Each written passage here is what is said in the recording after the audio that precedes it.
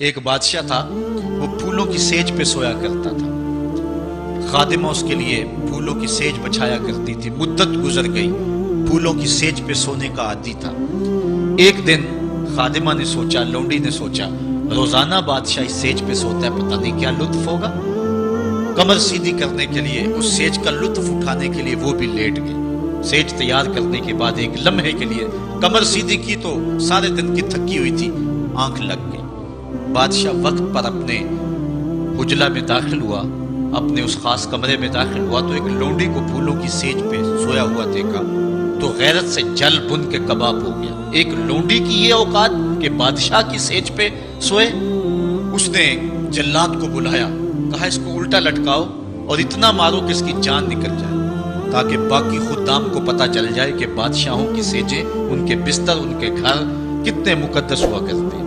لونڈی کو الٹا لٹکا دیا گیا اور جلاد ضرب پہ ضرب لگا رہا ہے، کوڑے پہ کوڑا مار رہا ہے۔ وہ چیختی ہے، روتی ہے، بچا لو مجھے، میری جان نکل رہی ہے۔ روتے روتے کیا خیال آیا کہ اس نے ہنسنا شروع کر دیا۔ بادشاہ نے جلاد کو کہا رک جا، اس لونڈی سے پوچھ روئی کیوں ہے، اسے یہ بھی پوچھ ہنستی کیوں ہے۔ جلاد نے کہا لونڈی بتا روتی کیوں ہے۔ اس نے کہا تجھے نہیں پتا جب کوڑا لگتا ہے تو جان نکلنے کو آتی ہے، نزا کا عالم طاری ہو جاتا ہے۔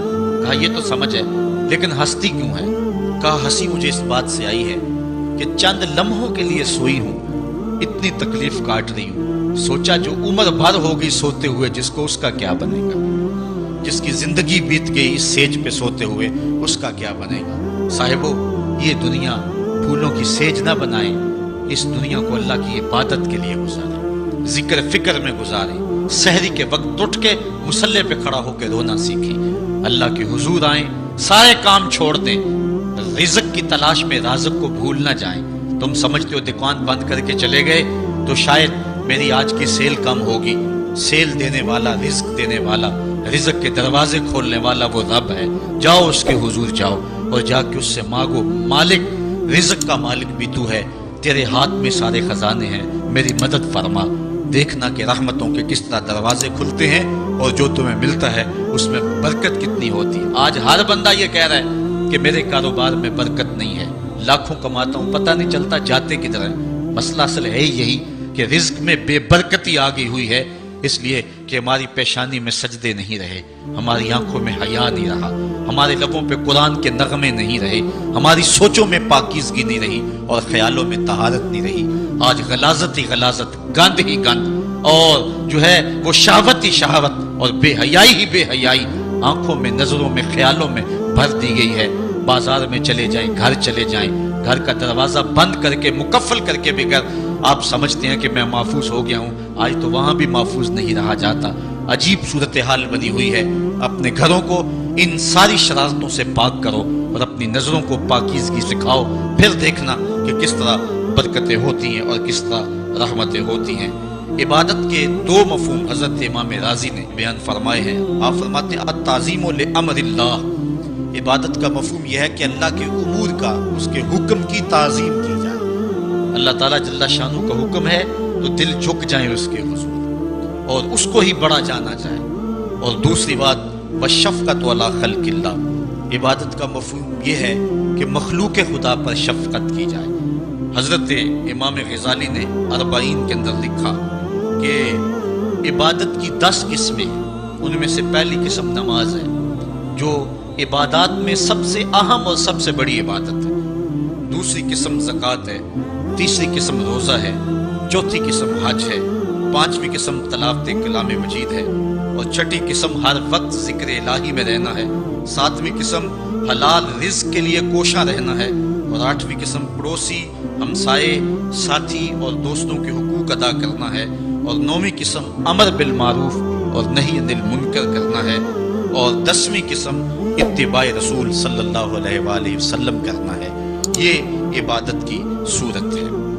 اب معاشرے کے اندر کچھ لوگ تو عبادت کرتے نہیں ہیں، اور ان کا عبادت نہ کرنا غفلت کی وجہ سے ہے۔ ایک طبقہ ہے کہ وہ عبادت کا قائل ہی نہیں، وہ دہریے ہیں، اللہ کے وجود کا انکار کرنے والے ہیں۔ اور ایک طبقہ تیسرا وہ ہے جو عبادت کرتا ہے لیکن اللہ کے علاوہ کچھ اور لوگوں کی، جس طرح کہ بت پرست یا دیگر لوگ۔ لیکن اہل ایمان جو ہیں وہ اللہ کی عبادت کرتے ہیں، اس کے علاوہ کسی اور کی عبادت نہیں کرتے، اس عبادت میں تساہل اور سستی نہیں کرتے، نمازوں کو 5 گانا وقت پہ ادا کرنا اپنا معمول رکھتے ہیں، اور یہی زندگی کا حسن ہے اور یہی زندگی کا جمال ہے۔ اور جو شخص اللہ کے حضور جھکنا چھوڑ دے، اللہ تعالیٰ اس کے رزق سے بھی، اس کی عمر سے بھی برکت اٹھا لیتا ہے۔ عبادت کا ایک مفہوم علماء نے اللہ تعالیٰ کی پہچان بھی بیان فرمایا۔ حضرت مولا کائنات سیدنا علی المرتضیٰ رضی اللہ تعالی عنہ نے وما خلقت الجن والانس الا لیعبدون کا ترجمہ کیا ہے اے لیعرفونی، یعنی ہم نے جن و انس کو اس لیے پیدا کیا کہ وہ مجھے پہچان جائے۔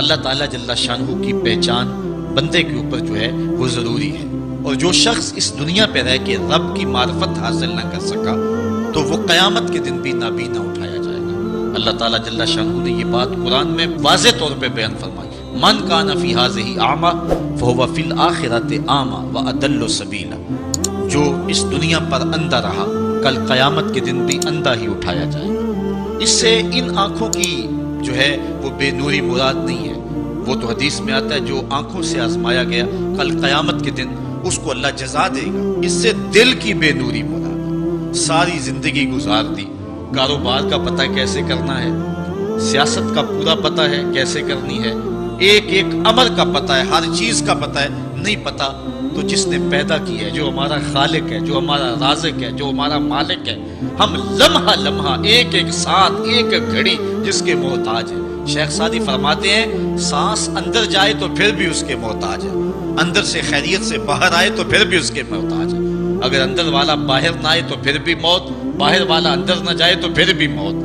تو ہم ایک سانس میں کئی بار اس کے محتاج ہیں اور لمحہ لمحہ اس کے محتاج ہیں، جو ہماری ہر ضرورت کی کفالت کرنے والا ہے، جو ہمارا خالق بھی ہے، رب بھی ہے، مالک بھی ہے اور ضروریات کا کفیل بھی ہے، اور اس کو ہم نہیں پہچانتے۔ باقی ہر دنیا کی چیز ہمیں آتی ہے، ہمیں ایک ایک چیز سے پتہ ہے، ہمیں اتنا بھی پتہ ہے کہ فلاں کرکٹر نے چوکے کتنے لگائے اور چھکے کتنے لگائے ہیں، اس نے فلاں میچ میں سینچریاں کتنی کی ہیں، ہمیں اتنی تفصیلات کا علم ہے، ایک ایک شخص کے بارے میں ہمیں پتہ ہے، لیکن نہیں پتہ تو اس کا نہیں پتہ جو ہماری شارک سے بھی نیڑے رہتا ہے، جو ہمارے دلوں کے قریب رہتا ہے، جس نے ہمیں زندگی کی بہاریں اور زندگی کا جمال دیا۔ آئیے اپنے رب کو پہچانیں، اور جو شخص اپنے رب کی معرفت حاصل نہیں کر سکا وہ قیامت کے دن بھی اندھا اٹھایا جائے گا۔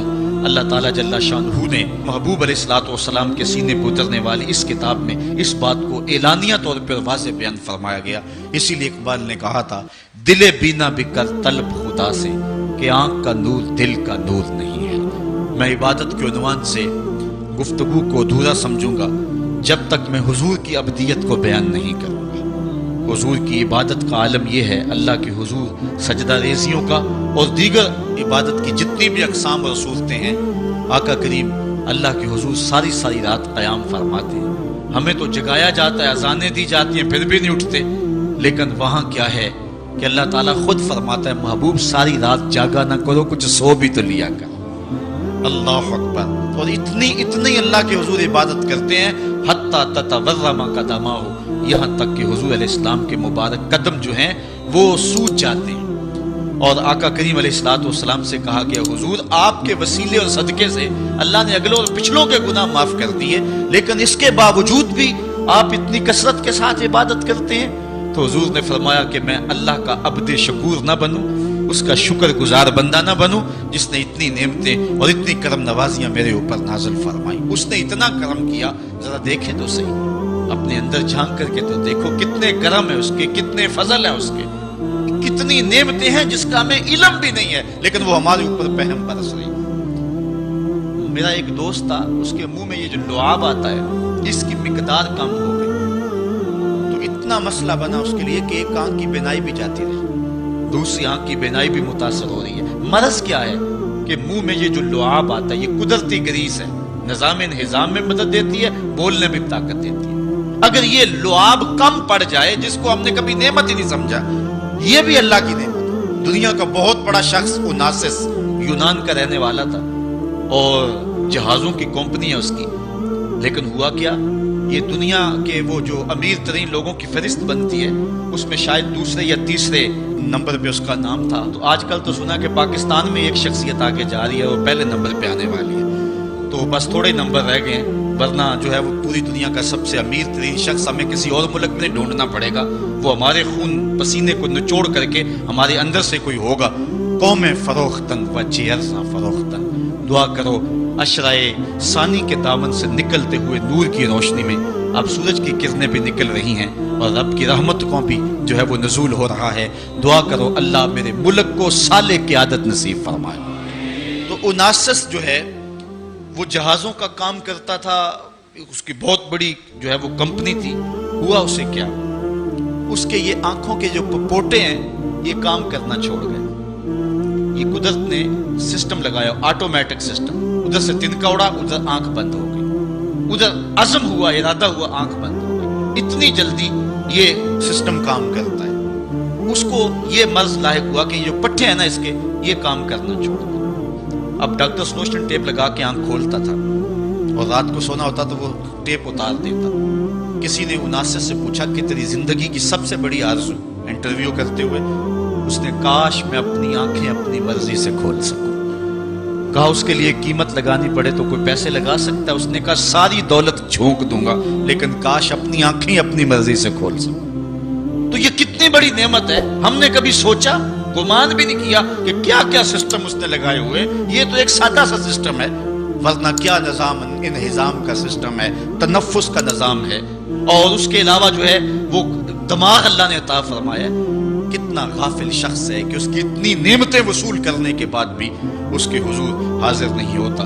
لیکن میرے اور آپ کے آقا و مولا اللہ کے وہ با کمال بندے ہیں کہ بندگی کی انتہا حضور کی ذات ہے۔ اللہ تعالیٰ نے اپنے محبوب کو عبد ہی نہیں کہا، عبدہ کہا ہے۔ معراج کی قربت خاص میں اس کے باوجود اللہ جل شانہ کے حضور جب پیش ہوتے ہیں تو اللہ تعالیٰ جل شانہ اپنے محبوب سے کہتا ہے بما اشرفک یا احمد، پیارے بتا تجھے کس چیز سے نوازوں؟ تو محبوب جواب میں عرض کرتے ہیں بنسبتی الیک شرفنی بالعبودیہ، مالک مجھے اپنا بندہ کہہ کے پکار دے۔ بندے کے لیے سب سے بڑا اعزاز ہے کہ وہ بندہ ہو، اس کا غلام ہو اور اس کے حضور سر پر سجود رہے۔